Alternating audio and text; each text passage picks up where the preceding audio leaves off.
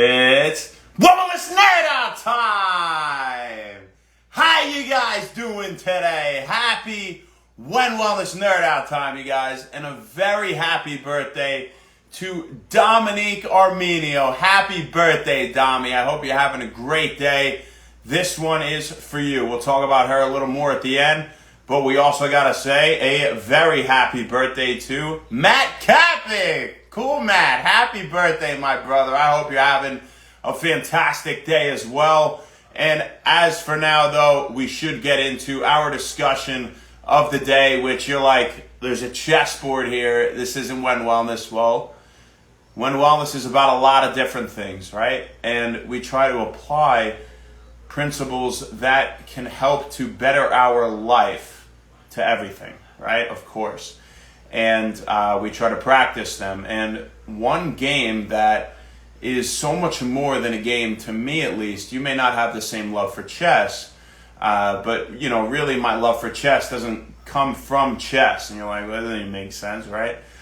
It comes from the fact that the principles we see evident in chess translate to all areas of life that are approached strategically.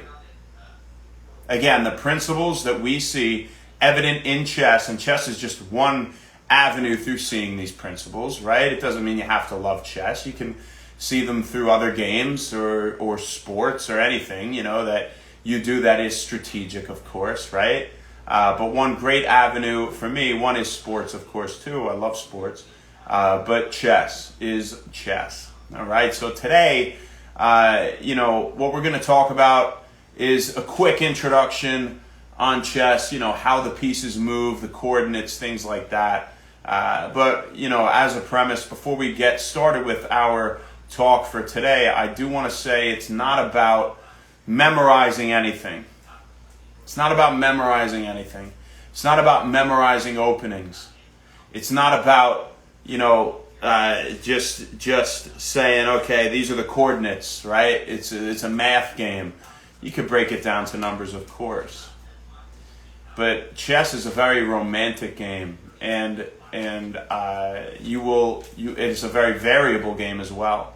And you will never, ever play two games of chess in your life that are exactly the same. At least you shouldn't, by the odds. To put that into perspective, there are more possible chess iterations or possible chess outcomes than there are atoms in the observable universe. You're like, BS. Google it. Google it right now. There are more possible chess outcomes than atoms in the observable universe, and that is by a lot. It's not even close. Atoms in the observable universe, if you're Googling it right now and coming back, or I guess you can't see both at the same time, but if you're going to look into it yourself, the number of atoms in the observable universe, that is the universe as we know it, everything we have seen of it, in essence, right?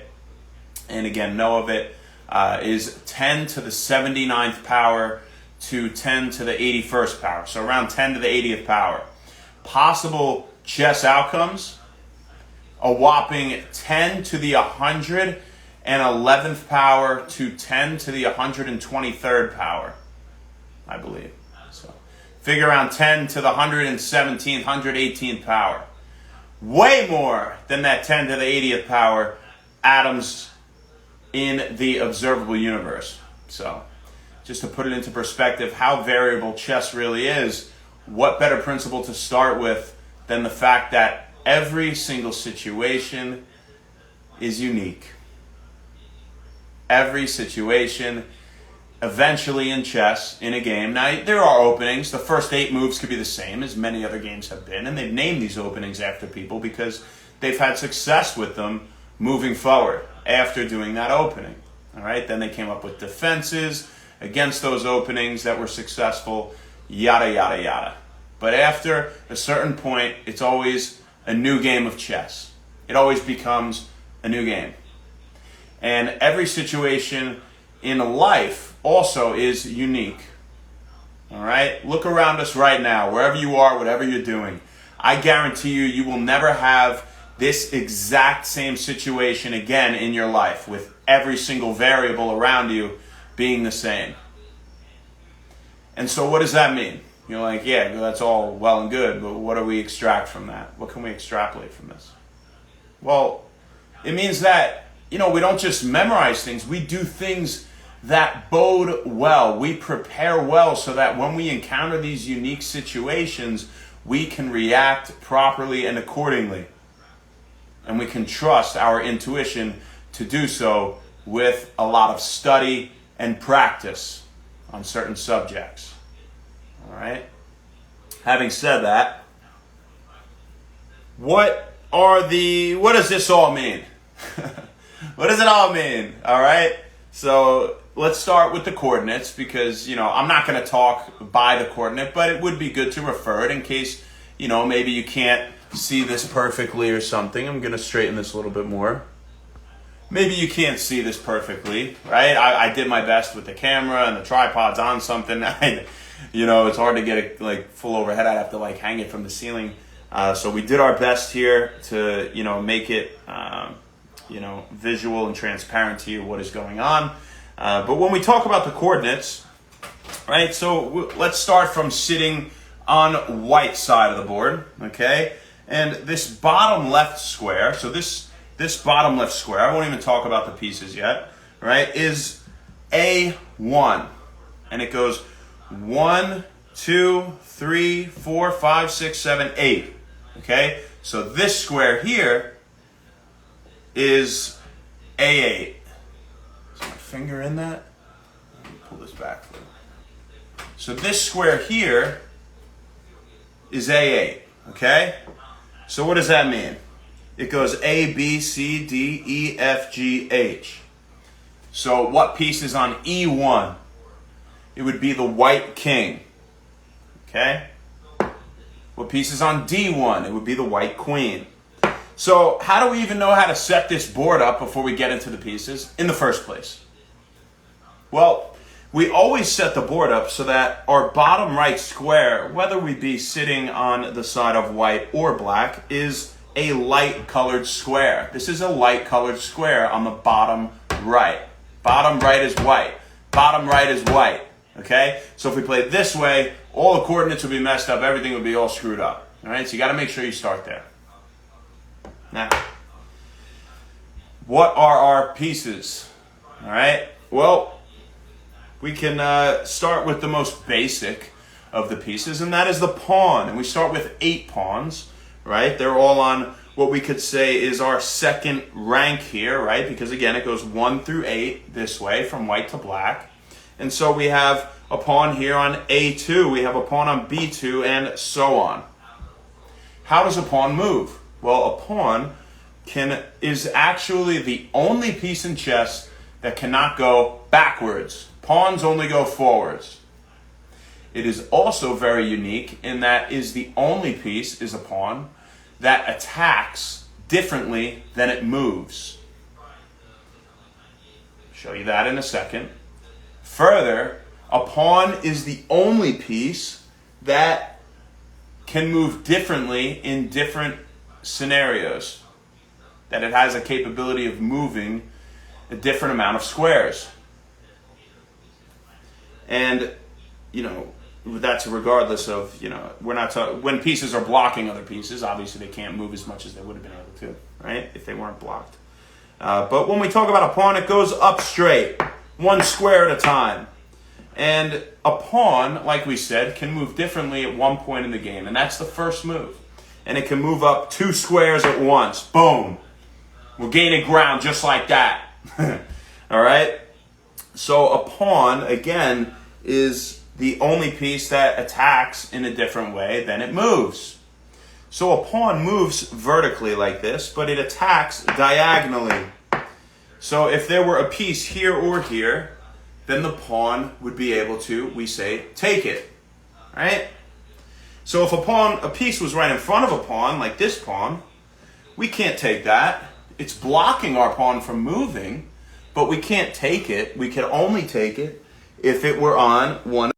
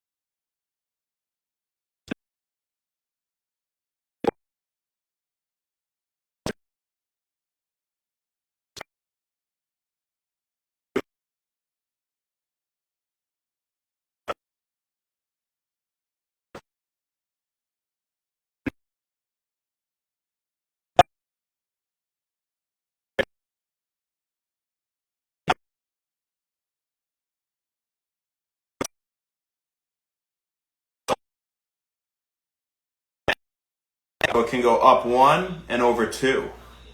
Up 1 and over 2. Now, whether it be going up 2 over 1, up 1 over 2, it can also do that going back. Because remember, every single piece can go backwards also, except for the pawn. Right? So the knight here also could go here, because it could go back 1 over 2. It could go back 1 over 2. It could go back 2 over 1 and to the other side and so on. All right? So, I want to say, right away when we're talking about this, what if we put this knight here? Where can it go now?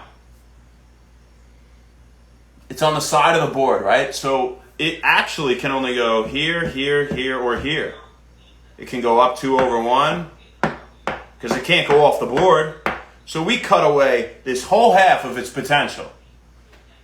Do we generally think that's a good idea, to make something of less potential?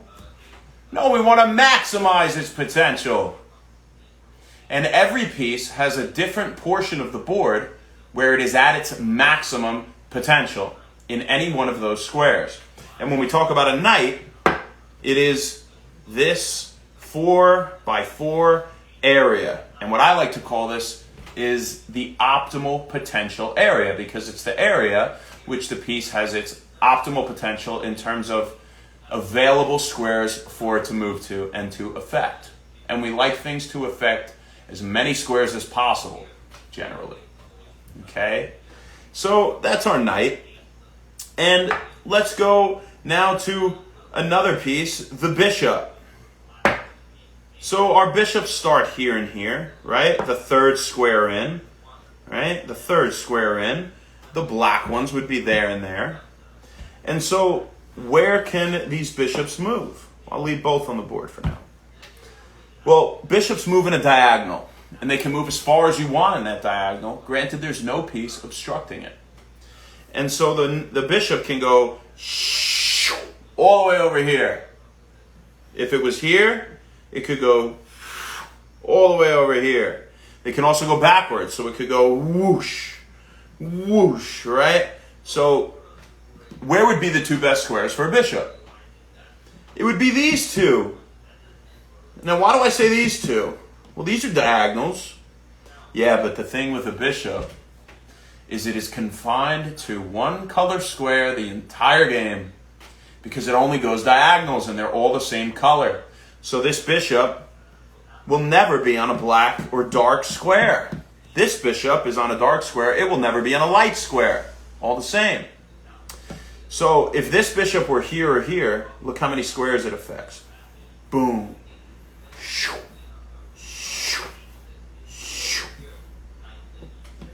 Same with this one, right? Boom, boom, boom. So generally it bodes well to have your bishops in one of these squares eventually in the game. Eventually. Okay? Generally. Nothing is black and white, as every situation is unique, right? Now this bishop, the same, just on dark colored squares. So its two best to be here and here, because it can go all over from there, right? That's the bishop. So now let's talk about the rook.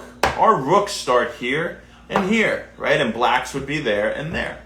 Everything is just a mirror, okay? Easy way to think, from white to black, okay?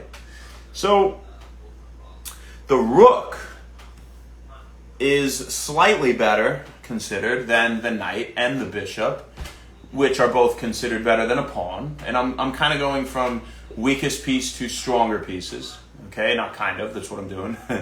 But a rook can go all the way in straight lines. So we can take this one off for now.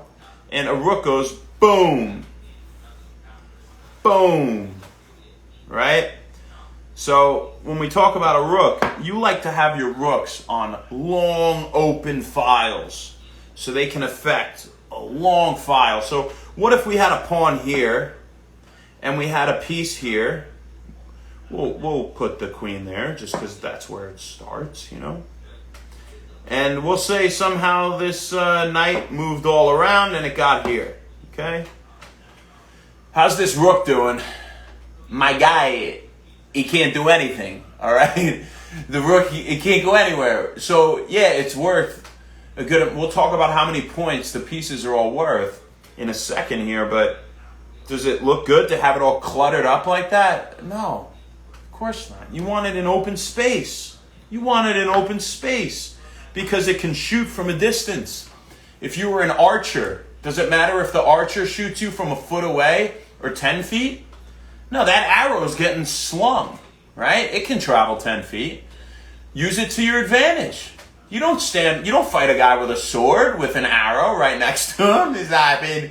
Unless you're doing some really cool stuff with that arrow, but I don't think it's going to bode well. You'd rather attack from a distance with something that shoots far.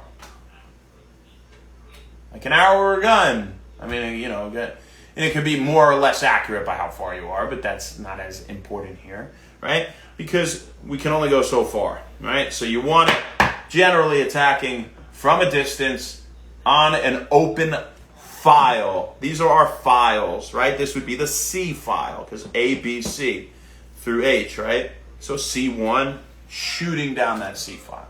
And these are our ranks again, right? 1 through 8, right? Now, for the queen, baby.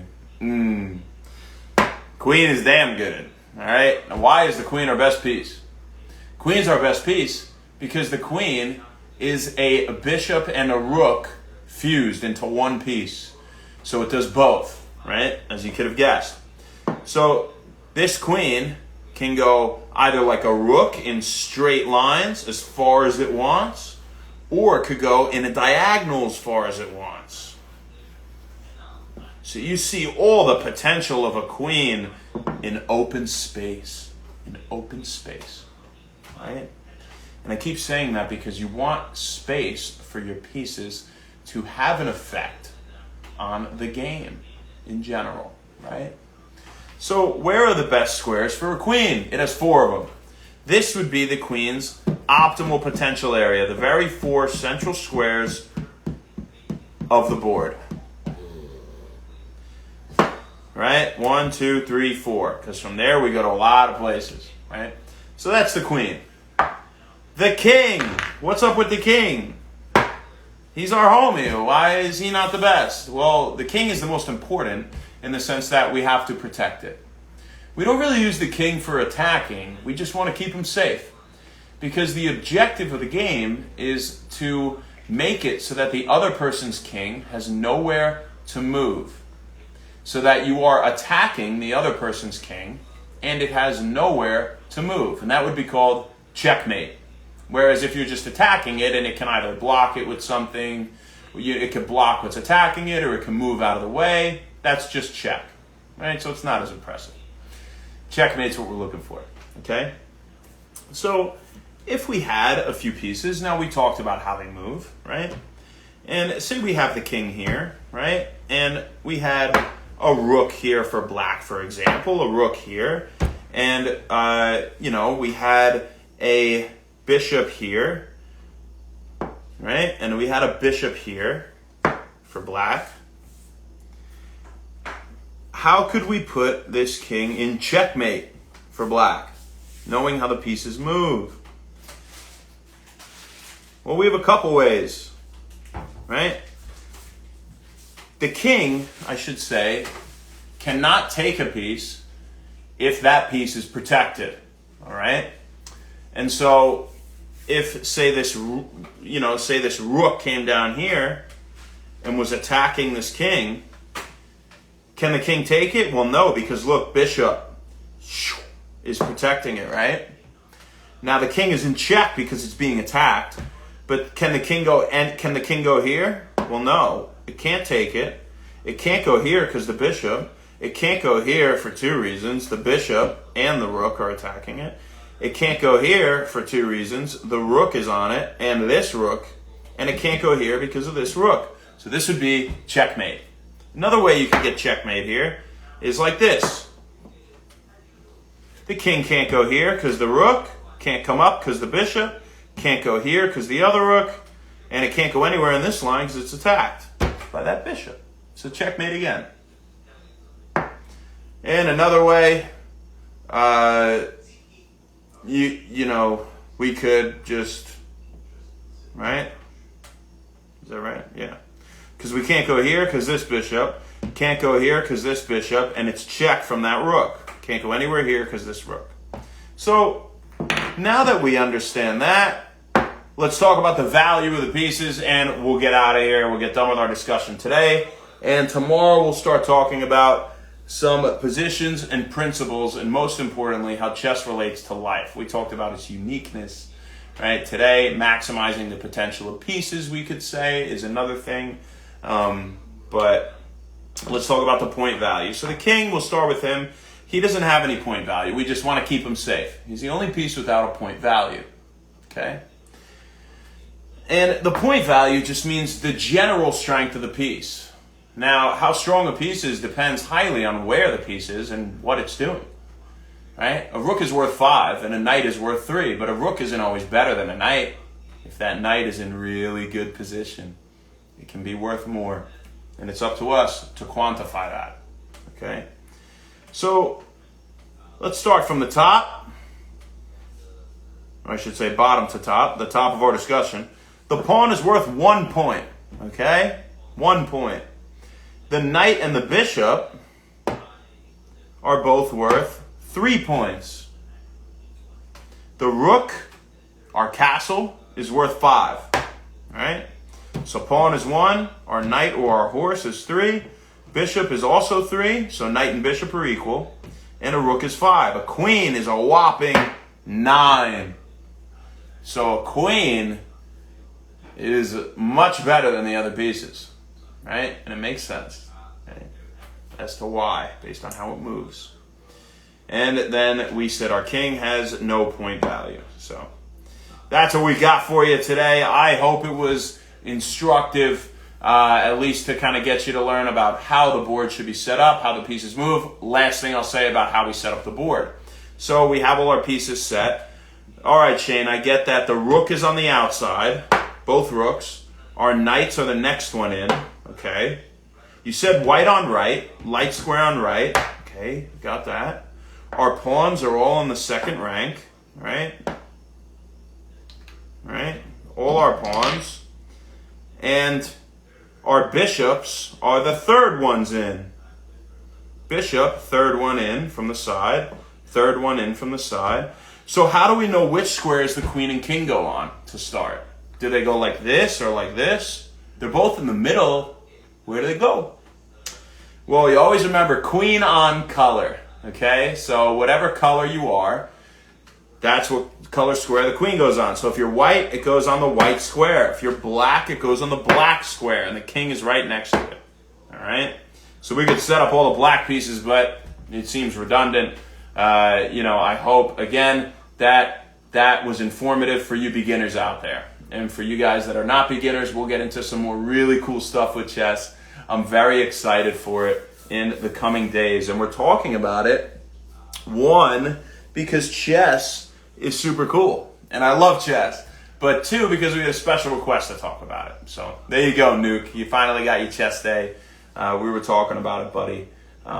So here you go. But before we head off here, I gotta say happy birthday, Dominique Armenio. Happy birthday, girl. You were looking good when I saw you yesterday. You've been upkeeping yourself well in spirit, aesthetically, in every way, and it makes me so happy to see, because I haven't seen you in a long time. I hadn't seen you in probably 10 years before yesterday. So, it was really great to see you. We picked up right where we left off. I mean, you're just a very genuine person, and sometimes you don't see somebody for a long time and you say, I don't really know them anymore, I don't really know them, but certain people, they just have traits that they never leave them. And some great ones that you have are your ability to communicate your positive energy to someone through your eyes. It's like you're looking into someone's soul. I mean, they say that all the time about eyes. I laugh because people say that all the time.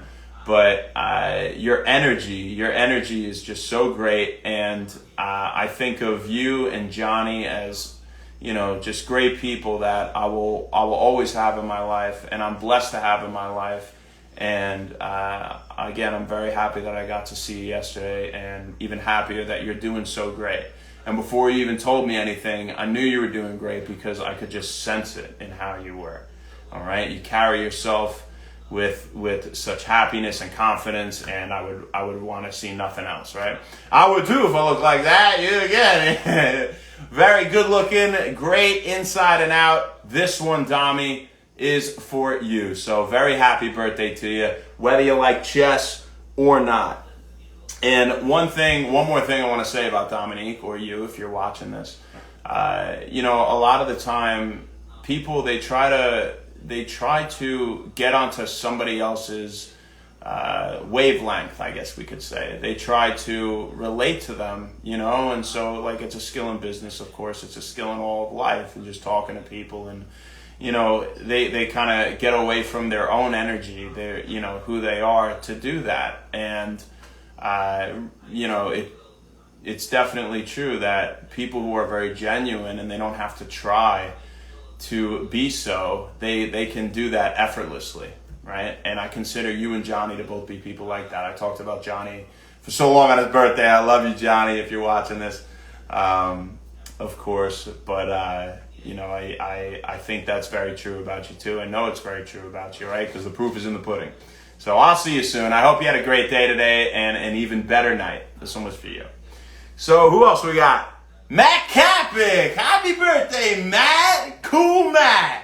I call you Cool Matt because you're really cool. I think you're a great guy. First time I met you, I was like, this guy is really nice. Seems, I'll be honest, very reserved, which, usually, you never judge somebody by the first time you meet them, right? But people that seem like that a lot are very intelligent and very cerebral, not that I'm one capable of quantifying intelligence, just seems like a fact, right? And then I found out that Matt likes to have a good time. And I was like, Matt's even cooler than I thought, man. You're a great guy. You always were down to do one wellness at late hours of the night. Didn't matter, and you actually wanted to come and do them, and you probably wanted to earn that sweatshirt. And I know you don't even care about the sweatshirt. You just, you're a good guy, and you were like, if someone's giving me something, I'm gonna absolutely earn it. And I didn't give you anything. You did earn it, but you wanted to put forth as much effort as you could, and you you definitely did. We worked hard in all those wellness workouts that we used to do every day. And, I'm glad I met you too, man. You're a great guy. I hope I get to see you soon. And I want you to know absolutely that this one as well is for you. So I really hope you had a great day today. You deserve it. Happy birthday, buddy. Happy birthday. So that's all we got for you guys. Who do we got on here? Let's see. I can't see from there. Gino! Chest Day is right. What's up, buddy? I'm scrolling up. Mike Puccino, how you doing, baby? What's going on? Who else? I'll do this so I can see you better. Mikey, Roy, what's up, man? Hey, thank you, Roy. I hope you got something out of that. I hope you enjoyed it. G Cruz, what's up? Sarah W. Oh, dream to dream. That's right. Keep dreaming, baby. Maxie, what's up? Monica, how you doing? Dina Flynn, I said hi to you, Gino, but I'll say hi again. I love you. Yeah, happy birthday, Matty Cap. And Ben, you guys have a great rest of your night. Happy wellness, and we'll see you tomorrow for another great chest day. I don't know what we'll talk about yet, but it'll be something cool that we can apply to life. Have a good one, you guys. Thank you so much.